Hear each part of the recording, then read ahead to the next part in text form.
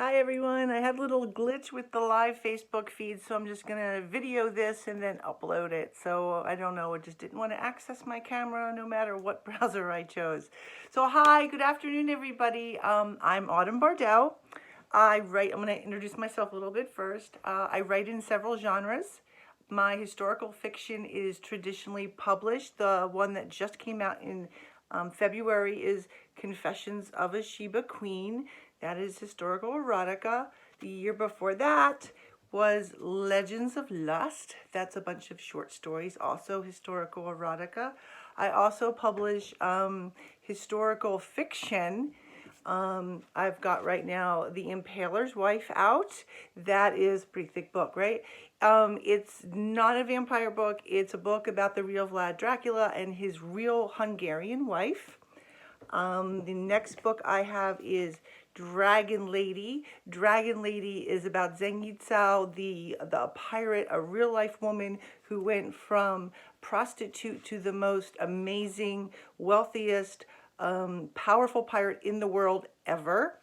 And the book I'm going to be reading from today is The Emperor's Assassin. Okay, so those are my books. I also have 4 paranormal romance under a different pen name, so that's a total of, I don't know, 2, 3, 4, 5, 9 books. I've written articles for various historical fiction blogs, womenwriters.org, and Fussy Librarian. So today I'm reading Emperor's Assassin, but first I want to give you some context so we don't just come up in the middle of it. Locusta is the main character. She's a real historical figure. They don't know much about her. She's very mysterious. Some historical accounts claim she was the first female serial killer. Police, she was Emperor Nero's personal poisoner, right? What a job, personal poisoner. Not a great job. So where I'm coming in is at this point of the story, Locusta has left her home in Gaul and is she's staying with a noble Roman family. And she gets paid a visit, and this is all historically accurate, is paid a visit by the infamous Agrippina, okay? And she was the mother of the not yet Emperor Nero, okay? This is a super fun scene to write because how does someone ask a young nobody herbalist to murder your emperor husband? So that's where we're going to be starting at today. The hallway resonated with the sound of marching feet. Locusta! And Nana raced into my room. Locusta, hurry! My girl, hurry! She's... Good day, Locusta. Glittering with gems and shimmering with opulent garments, a woman of arresting beauty swept into my room. I had never met the woman, but knew her at once. The full lips, large eyes, high cheeks, and straight nose had been carved into marble for everyone in Rome to admire. Great-granddaughter of Augustus, sister of Caligula, wife of Claudius, Empress Agrippina. I dropped to my knees and lowered my head. Empress, sharp thorns punctured my skin, but I dare not drop the hawthorn clutched in my hand. Arise, young herbalist. Empress Agrippina's voice was honey sweet, yet laden with command. And Nana, dear, I wish to speak to your young charge alone. See no one disturbs us, and keep the drapery open when you leave. My visit is not a secret.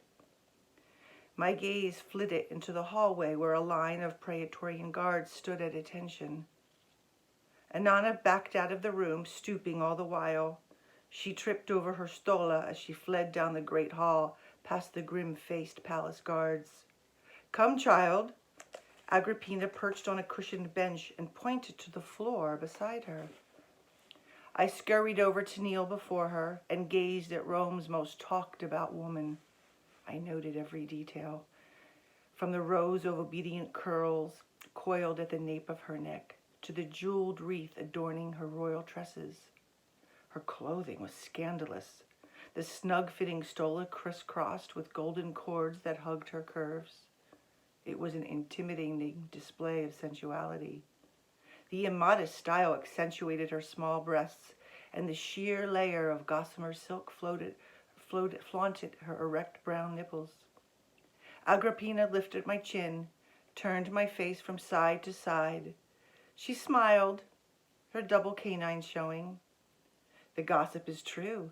You're as young and as you are beautiful. How is it Lucius has not bet at you yet? My mouth dropped open. Her jeweled finger touched the tip of my nose. My ear has been tickled with the rumors of your herbal skills. I looked into her sharp, bright eyes. A cool woman of infinite power and resourcefulness stared back. My fist tightened in panic, the thorns piercing my palm. I have only minor skill, I whispered. Modesty is a charming trait in a young woman, but altogether unwise in your profession. I save the apology in humility. Whether you like it or not, you earned yourself a reputation as a skilled pharmacist. As you say, Empress. Tell me, Locusta, is there someone you love? Someone for whom you would do anything? A lover, perhaps? I love someone, and he loves me, but we can't be together. What did she want? What did she care if I loved someone? Love is heartache, she simpered. I'm sorry for your misfortune, but perhaps you will understand my own torment regarding love better because of it. She pressed her hands to her bosom. I blinked, unsure of her innuendo. Could it be Empress Agrippina required one of my love elixirs? I kept my face free of emotion. The Emperor is in great pain, whispered Agrippina. Her eyes flicked toward the praetorian guards in the hall. Every day his condition grows worse. Claudius shows a brave face to the senators, to the world, but speaks plainly to me, his devoted wife, of his agony. The Emperor swore me to secrecy, except now you know too. My heart pounded harder and faster than a 4-horse chariot team. This is our secret, his pain, his suffering. She slipped a handkerchief from her stola and dabbed at her eyes. I cannot bear to see my husband suffer. Do you want me to ease his misery? Yes.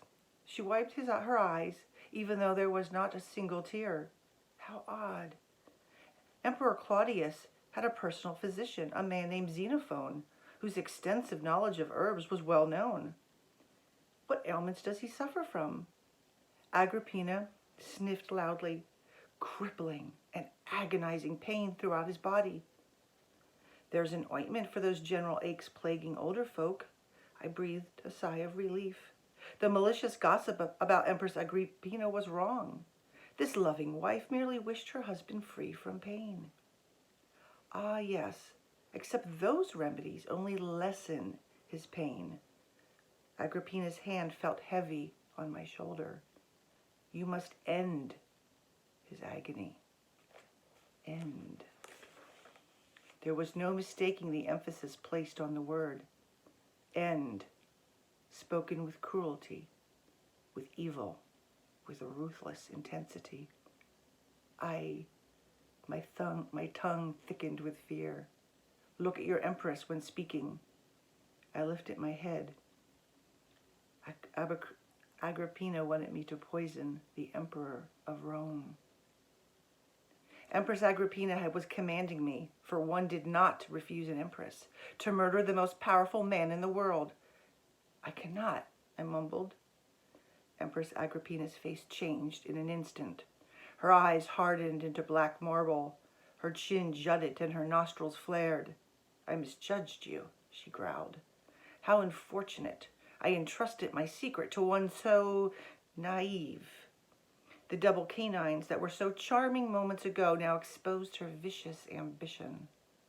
She glanced down the hallway. Such a pity. The guards detest stabbing a beautiful woman for treason. My heart missed a beat, then pounded double time in my throat. Empress Agrippina had divulged a secret desire. I declined. She had no choice but to kill me.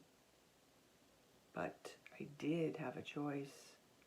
Swift or slow, I chose life. Empress Agrippina's eyebrows lifted and her pupils dilated with pleasure. It makes no difference as long as I administer the emperor's pain relief. No one would suspect the emperor's own wife of poisoning him. Food tasters? I asked. Empress Agrippina cupped her palms. It won't be necessary when the food comes from the hands of his loving and obedient wife.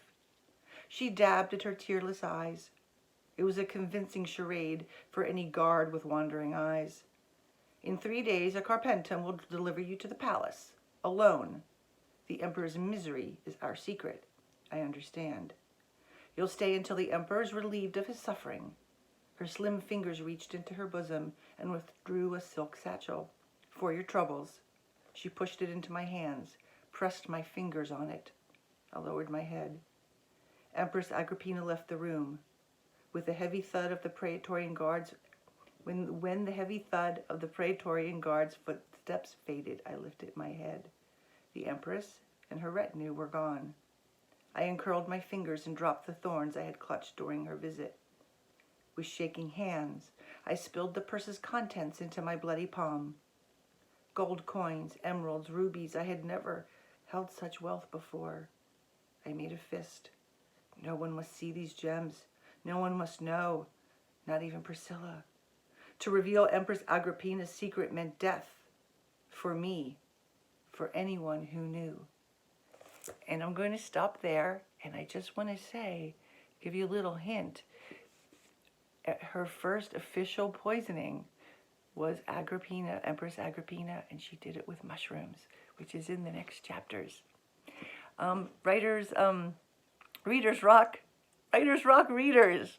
Writers rock readers, thanks so much for letting me upload this video, and maybe I'll figure out how to work that function on my on my computer. Bye-bye. Thanks, and have a good afternoon or have a good evening. Bye-bye.